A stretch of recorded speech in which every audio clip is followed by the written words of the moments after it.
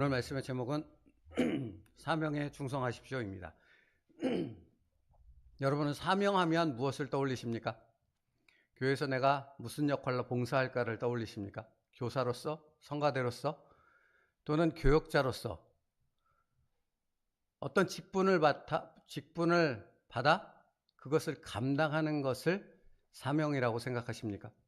그런데 사실 사명이라는 단어에는 그것보다 훨씬 더 중요하고 값진 의미가 있다는 것입니다.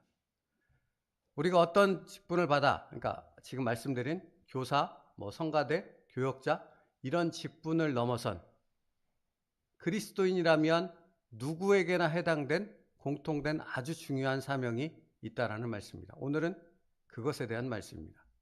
근데 이것이 너무 중요한 것은 무엇이냐면 이것을 모르면 아무리 교사로 열심히 봉사를 해도 아무리 사역자로 열심히 봉사를 해도 천국문 앞에 이르렀을 때 주님 제가 열심히 사명을 감당하다 이렇게 천국문 앞에 왔습니다. 내가 이렇게 열심히 예배를 드리다 섬김을 하다 이렇게 죽어서 천국문 앞에 왔습니다 라고 했을 때 성경에서 아니 예수님의 말씀은 분명하게 나는 너를 모른다 그런다는 겁니다.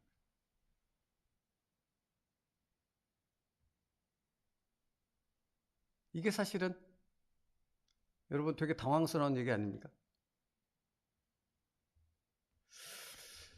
사람이 제일 되는 목적을 뭐라고 말합니까? 소요리문답, 되요리문답 이런 거 들어보셨죠? 교리라고 말하는 것.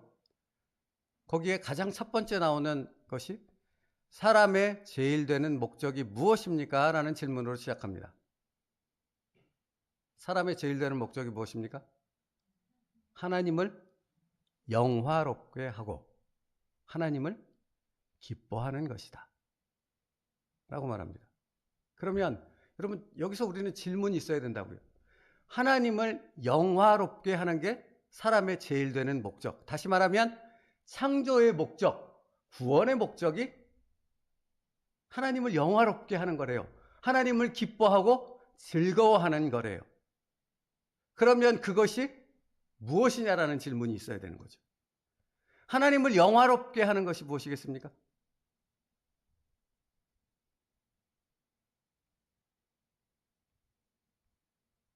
하나님의 뜻을 내 삶에서 이루는 것입니다. 하나님을 영화롭게 하는 건 그거밖에 없다고요. 그러니까 앞에 제가 말씀드렸던 것, 교사로 봉사하는 것 하나님의 뜻 맞죠? 성가대로 봉사하는 것, 사역자로 봉사하는 것, 섬기는 것 하나님의 뜻이 맞잖아요. 그런데 여기에 문제점이 무엇이냐면 하나님의 뜻 가운데 내가 하나님께 받은 사명, 하나님께서 나를 통해 이루시고자 하는 것이 그것이라는 것을 받고 그것을 순종할 때는 하나님의 뜻을 드러내는 것이지만 내가 내 생각과 내 의와 내 계획, 내 목적이 앞서서 하나님의 뜻과는 무관하게 그것을 했을 때는 하나님이 나는 너를 모른다라는 것으로 귀결될 수밖에 없다라는 말이라고요. 그러면 이것을 확장져서 생각해 볼까요? 우리가 신앙생활을 한다고 했을 때, 우리가 무언가를 한다고 했을 때 그것이 정말로 하나님의 뜻인가 아닌가를 먼저 뭐 해야 돼요? 확인해야 되는 겁니다. 사도 바울의 경우를 보십시오. 그가 다메섹 도상에서 예수 그리스도, 부활하신 예수 그리스도를 만나기 전에 그는 열정적인 사람이었습니다. 그죠? 얼마나 열정적인 사람이었냐고요. 근데 그가 했던 일이 무엇이라고 성경은 기록합니까? 교회를 핍박하고 믿는 자들을 잡아 가두는 것. 이것이 뭐라고 생각했어요? 사명이라고 생각했어요. 그 사명에 그는 목숨을 걸었습니다. 그렇죠? 근데 그건 뭐와 상관없습니까? 하나님의 뜻과는 상관없습니다. 여러분 이걸 무시하지 마시라고요. 이건 단순한 얘기가 아니라고요. 우리도 신앙생활을 열심히 한다고 하는데 무언가를 열심히 하나님의 일을 한다고 감당한다고 그렇게 자랑스럽게 얘기하는데 열심을 내는데 그런데 내가 정말로 정작 하나님으로부터 그 뜻을 받아서 그것을 순종하고 있는가 하는 것을 살펴보지 않는다고요. 갑자기 하나가 떠오르네요. 제가 부교육자로 있을 때 교회 밑으로 지하철이 들어갔어요. 그 교회가 되게 컸거든요. 엄청 컸어요. 한때는 강북에서 제일 크다는 얘기를 들었으니까. 교회 밑으로 지하철이 들어갔어요. 그러니까 그 공사 계획이 발표가 된 거예요. 막 흥분하기 시작합니다. 아니 이 교회 밑으로 지하철이 들어가서 예배를 못 드리게 쿵쾅거리고 지나가면 어떡하고 막 이런 생각으로 가득 찼어요. 그래서 어떤 선택까지 했는지 아십니까? 결사대를 결성합니다. 20명인가 50명인가? 결사대를 결성해요. 그래서 땅 밑으로 파고 들어가잖아요, 지하철이. 그 땅 밑으로 들어가서 농성하겠다고 들어갔어요. 여러분, 겉으로 보기에는 하나님의 영광을 위해, 하나님의 교회를 위해, 하나님의 뜻을 위해 자기의 생명까지 내놓은 순종 아닙니까? 그죠? 그런데 결론적으로는 그렇지 않았어요. 왜 그렇지 않았는가? 거기에는 무엇이 없었던 거죠, 그러니까? 하나님의 뜻이 무엇인가를 묻는 하나님 앞에서의 질문이 없었던 거죠. 그러니까 오늘 사명에 충성하십시오라는 말을 그냥 단순히 액면 그대로 문자 그대로만 기억하면 아무 의미 없습니다. 사명에 충성하십시오라는 사명에 들어있는 말은 내가 하나님의 뜻을 알고 있는가? 그리고 그 하나님의 뜻을 이루기 위해서 나를 온전히 도구로 내어드릴 수 있는가에 있다고요. 근데 여러분, 여기서 더 들어가야 돼요. 나를 온전히 도구로 내어드려서 하나님의 뜻을 이루기 위해서는 먼저 뭐가 없어져야 됩니까? 뭐가 없어져야 돼요? 네. 내 뜻. 자기 부인.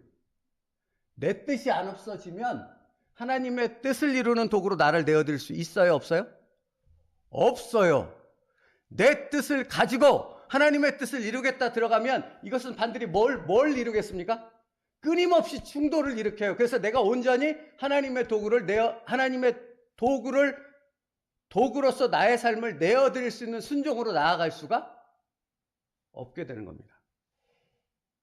그러니까 내가 하나님의 뜻을 이루는 하나님의 도구로 내어드릴 수 있기 위해서는 가장 먼저 내 뜻이 하나님의 말씀 앞에서 하나님의 뜻 앞에서 꺾어지는 자기 부인이 없이는 하나님의 뜻을 이루어드리는 도구로 나를 내어드릴 수 없어요. 절대로. 사도행전에서 두 인물이 나옵니다. 그 두 인물이 공통되게 그 과정을 겪어요. 누구와 누구 나옵니까? 늘 강조드렸잖아요. 첫 번째는 사도 베드로, 두 번째는 사도 바울. 근데 이 두 사람이 성령의 도구로서 성령의 뜻을 이루는 하나님의 나라를 세우는 사람들 아니었습니까? 사도. 그렇죠? 근데 베드로도 그렇고 사도 바울도 그렇고 동일하게 자기 뜻을 꺾는 그 과정이 있었다는 사실을 성경은 분명히 기록하고 있습니다. 사도 바울의 경우를 먼저 얘기했으니까 사도 바울이 다메섹에서 예수 그리스도를 만났잖아요. 그래서 거꾸러지죠. 눈에서 뭐가 벗겨져요? 비늘이 벗겨지잖아요. 근데 거기서 끝나지 않아요. 아라비아로 3년 갔던 걸 비롯해서 사도 바울이 정말로 자기의 뜻을 내려놓는 자기 부인의 시간의 삶이 있었다는 것을 성경은 분명하게 암시해서 기록하고 있습니다. 그리고 그것이 준비되었을 때야 비로소 청년 사울이 사도 바울이 되어져서 하나님의 나라를 이루는 하나님의 도구로 쓰임받을 수 있었죠. 두 번째, 베드로도 마찬가지였습니까? 여러분, 베드로는 오늘 말씀에서 챔버스 목사님도 인용하지만 요한복음 21장에서 디베라 바닷가에 있는 베드로를 찾아가잖아요. 내가 나를 사랑하느냐? 내 양을 먹이라. 이 사건이 있었죠. 근데 여기서 끝나지 않아요. 베드로의 자기 부인의 사건은 사도행전으로 들어가면서 사도행전이 고넬료의 집으로 가죠. 너무 많은 얘기를 해서 맞죠? 여러분, 이건 너무나 누구나 다 아는 당연한 것이니까 고넬료의 집으로 가죠. 근데 그냥 갑니까? 환상을 보고 어떤 과정을 겪지요. 근데 그 과정이 없었으면 베드로는 절대로 이방인의 가정이 고넬료 집에 가서 복음을 전하지도 거기서 세례를 베푸는 하나님의 도구가 되지 않았다라는 사실을 성경은 얘기하고 있어요. 그래서 환상을 먼저 보여주는 거예요. 그 환상은 무엇이었습니까? 광주리가 3번 내려오잖아요. 거기에 뭐가 담겨 있어요? 유대인의 율법상 절대로 먹을 수 없는 짐승들이 담겨 있어요. 근데 그 광주리를 환상 가운데 베드로 앞에 내려놓은 성령님께서는 베드로에게 무엇을 요구하셨어요? 그것을 뭐 하라는 거예요? 베드로의 입장에서 보면 자기가 평생 지켜왔던 유대인들의 전통이에요. 사실은 그것을 어기라라는 거죠. 내가 목숨처럼 여겼던, 내가 절대로 목숨을 잃는 한이 있어도 이것은 범할 수 없다고 생각했던 그 율법을 범하라고 말하는 거잖아요. 그게 뭐예요? 자기 부인, 내 의, 내 고집, 내 주장, 내 뜻을 꺾는 것. 그죠? 그것을 꺾을 때만 뭐가 될 수 있어요? 하나님의 뜻을 이루는, 하나님을 영화롭게 할 수 있는 하나님의 도구가 될 수 있다고요. 이게 뭐라고요? 우리가 받은 사명이라고요. 그러니까 여러분, 사명하면 교사, 성가대, 교역자 이런 생각만 하면 아직도 사명이 뭔지 하나님이 무엇인지를 전혀 모르는 그런 수준에 있다라는 것을 드러내는 거고, 정말로 사명을 아는 사람이라면 그 사명을 이루기 위해서 내가 내 뜻을 꺾고 자기 부인 가운데 온전히 하나님 앞에 내 뜻을 내려놓고 하나님의 도구로 내 전 삶을 내려놓는 그곳으로 끊임없이 들어간다고요. 그러니까 이게 할 말이 너무 많아서 그런데요. 사도 바울이 다메스쿠스상에서 그런 과정을 겪고 아라비아를 거치고 이렇게 해서 이방인의 사도로 세워져서 전도하러 나가잖아요. 근데 되게 놀라운 것은 뭔지 아십니까? 바나바와 함께 이렇게 갈 때 마가를 데려가는 부분 때문에 실랭이가 붙죠. 거기서 어떤 결과가 나타났습니까? 동역자인 바나바와 찢어져서 가는 상황이 벌어지죠. 근데 여기에는 여러 가지 해석이 있어요. 근데 분명한 것 중에 하나는 사도 바울이 하나님 앞에서 꺾어져야 될 그것을 꺾지 못함을 통해서 서로 간에 이 부딪힘이 나타났다고. 마가 때문에. 이 일이 기록이 돼요. 그러니까 여러분, 이게 뭘 의미하는지, 왜 말씀드린지 이해가 되십니까? 자기 부인이라는 건 한 번으로 끝나지 않는다고요. 몇 번 했다고 끝나지 않는다고요. 주일도 말씀드렸지 않습니까? 평생 동안 하나님 앞에서 하나님의 뜻을 위해서 나를 부인하고 내 뜻을 꺾는 끊임없는 그 과정이 우리의 삶 가운데 있다고요. 왜 그렇습니까? 그래야만 하나님께서 내게 주신 그 사명을 이루는 하나님의 도구로 설 수 있기 때문이다. 이걸 아는 자가 하나님을 아는 자라고요.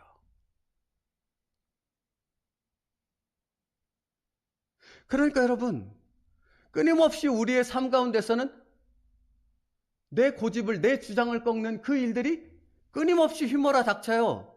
그것을 이상하게 여길 일이 아닌 거고, 아, 그렇구나. 나를 하나님 앞에서 온전한 도구로 쓰시기 위해서 하나님께서 이 상황을 통해 나를 또 만지고 계시구나. 그렇다면 여러분, 이것 자체가 은혜임을 고백하며 하나님 앞에 찬송하며, 그럼 내가 어떻게 나를 부인함을 통해 하나님의 영광을 드러내는 하나님의 도구로 쓰임받을 수 있을까를 하나님의 존전에서 무릎 꿇고 기도하는 자가 되어야 하지 않겠습니까? 그게 진정한 예수 그리스도의 보혈의 피로 구원받은 그리스도인의 정체성이라는 겁니다. 그러므로 여러분, 오늘도 나를 죽이십시오. 그것만이 사는 길입니다. 그래서 처음에 챔버스 목사님이 이런 표현을 썼더라고요. 오늘 그 말씀할 때 희락이란, 그래요. 희락이라는 단어를 써요. 희락이란 내가 창조되고 거듭난 목적을 온전히 이루는 것이지 어떤 일을 성공적으로 이루어낸다는 것을 의미하지 않습니다. 희락이 뭐라고요? 우리를 창조하신 목적, 구원하신 목적을 이룸을 통해서 하나님으로부터 받게 되는 기쁨이라고요.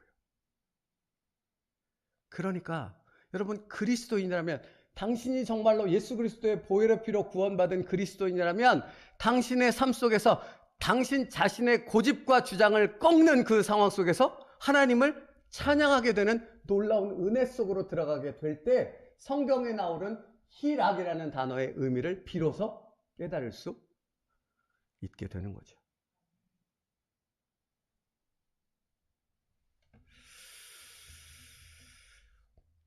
그래서 어제 말씀하고 오늘 말씀이 이어지고 있는데 어제 말씀 중에 이런 표현이 있었어요.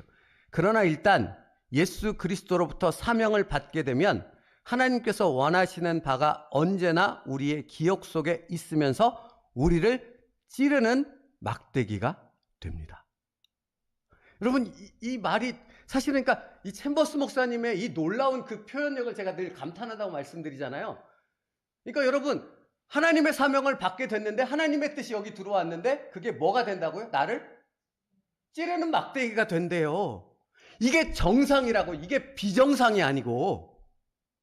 그러니까 여러분의 삶 속에서 내가 하나님의 사명을 받았어. 하나님의 뜻을 깨달았어. 근데 그것이 날마다 나를 찔러. 근데 그것이 나로 하여금 하나님의 영광을 드러내며 하나님을 찬양케 하는 그 놀라운 은혜로 나를 이끌고 간다고요.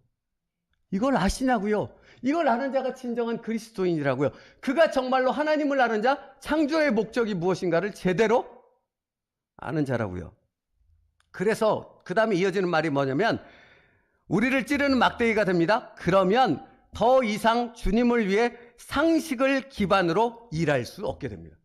그러니까 여러분 이건 진짜 이렇게 방방 뛴다는 표현 있죠. 이런 표현은 들을 때마다 방방 뛰면서 붙잡고 묵상을 할 수밖에 없지 않습니까? 하나님의 사명을 받는데 나를 찌른대요. 근데 그 찌름을 경험하게 될 때 우리는 더 이상 상식과 이성 수준에서 신앙생활을 하는 종교인의 틀을 유지할 수 없다는 겁니다.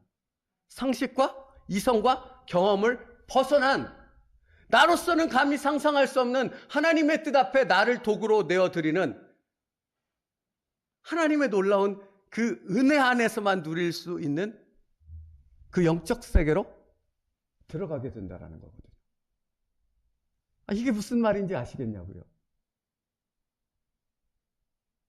그러니까 다르게 표현해 볼까요? 요단강이 갈라지는 건 어떻게 알 수 있다고요? 이렇게 보고 있으면 요단강 갈라졌어요? 아니라고요. 첫 발을 디뎠더니 요단강이 갈라졌어요. 이 얘기와 똑같다고요. 이 얘기와 똑같다고요. 이게 무슨 말인지를 여러분이 지금 제가 얘기하는 말 속에서 알았어, 이해했어, 이걸로 끝나면 안 된다고요.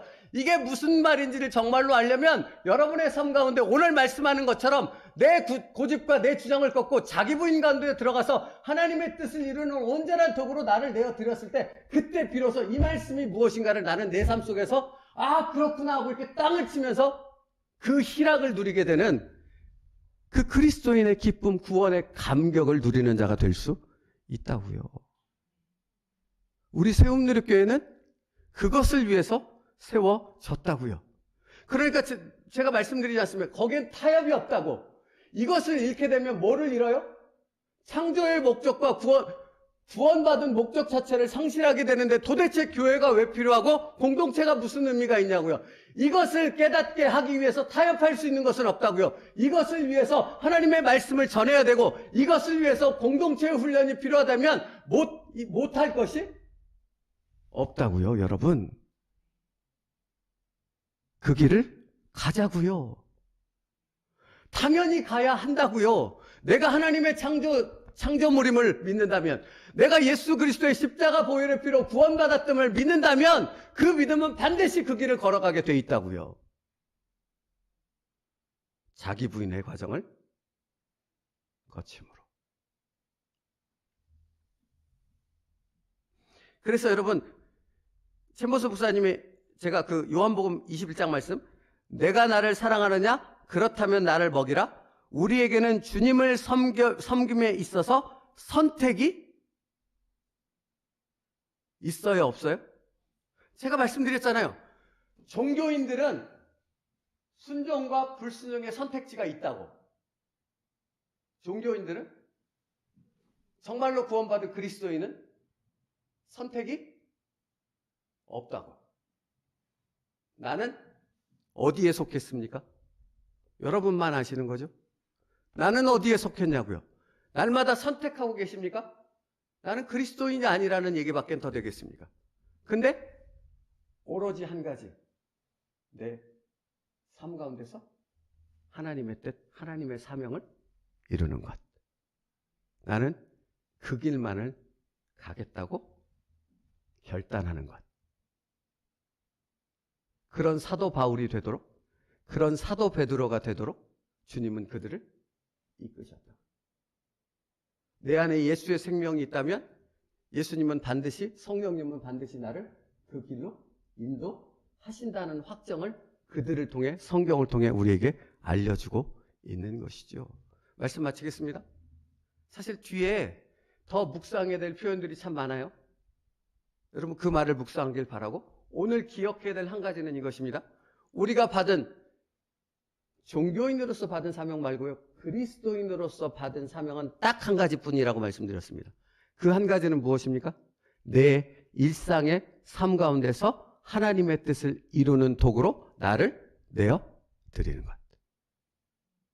거기에 있다고요. 그러면 그것을 위해서 먼저 이루어져야 될 일이 뭐라고요? 자기 부인. 내 뜻을 완전히 꺾는 것. 그때 비로소 나는 무엇을 맛볼 수 있다고요? 희락을 맛볼 수 있다고요. 그 은혜와 축복이 있는 여러분의 삶 되기를 주님의 이름으로 축복합니다. 기도하겠습니다. 살아계신 하나님, 오늘도 말씀 안에서 창조의 목적이 무엇인지, 구원받은 목적이 무엇인지를 깨닫게 하심을 감사드립니다. 아버지 하나님, 우리의 일상의 삶 가운데서 오직 우리가 붙잡고 이루어야 될 것은 내 뜻이 아닌 하나님의 뜻임을 믿습니다. 그러므로 아버지 하나님, 오늘도 하나님의 뜻을 이루기 위해서 말씀하시는 그 하나님의 말씀을 부여잡고 내 고집과 내 주장을 꺾고 하나님의 뜻 앞에 온전히 내 삶을 도구로 내어 드릴 수 있는 믿음의 순종으로 나아가게 하여 주시옵소서. 그것을 통해 우리 안에 역사하시는, 나를 통해 하나님의 나라를 세우시는, 나를 통해 하나님의 영광의 은혜를 찬송케 하시는 놀라운 하나님의 역사를 보는, 하나님을 기쁘시게 하는 자들 되게 하여 주시옵소서. 예수님의 이름으로 기도 올리옵나이다. 아멘. 우리 323장 찬양하고 기도하겠습니다. 323장입니다. 요거 말씀드렸는데, 맨 마지막에 이후로 당신에게는 주님과 진정한 친분이 있을 때 받은 그 사역에 충성하는 것이 주님의 부르심입니다. 그 말한 다음에 이렇게 말합니다. 이 말은 당신만을 위해 구별된 섬김이 따로 확보되어 있다는 뜻이 아니라 당신에게 주어진 사명을 확인한 이후에는 그 사명과 무관한 다른 섬김의 요구를 무시해야 한다는 뜻입니다. 이것도 붙잡고 되게 묵상해야 될 부분이에요. 여러분, 그러니까 아까 베드로하고 바울 얘기했죠. 사도행전의 전반부는 베드로 이야기고 후반부는 사도 바울의 얘기예요. 근데 이 사도행전을 읽어보면 베드로가 막 엄청난 사역을 이렇게 쭉 해나가지 않습니까? 근데 그 사역의 역사, 그 사역의 현장에서 베드로의 이름은 점차 쑥 사라져가요. 그리고 누구의 이름이 드러나요? 바울의 이름이 드러나요. 그러면 여러분, 베드로 입장에서 보면 내가 사라지고 바울이 모든 영광을 다 갖는, 이렇게 갈 수 있는 거지 않습니까? 근데 그게 은혜인 거죠. 나는 사라지고 예수만 드러나는 거니까. 그러니까 여러분, 이게 지금 너무 시간이 가서 설명을 못 하는데, 그러니까 하나님 앞에 하나님의 사명을 받은 자는 이기적인 사람이 되라는 것이 아니라 자기가 받은 그 사명에 집중하면서 무엇을 해야 될지, 무엇을 하지 말아야 될지, 이런 부분들이 명확하게 성령 안에서 인도함을 받게 되어진다라는 거예요. 그 은혜가 있다라는 거예요. 나중에 기회가 나면 또 말씀드릴 수 있도록 하겠습니다.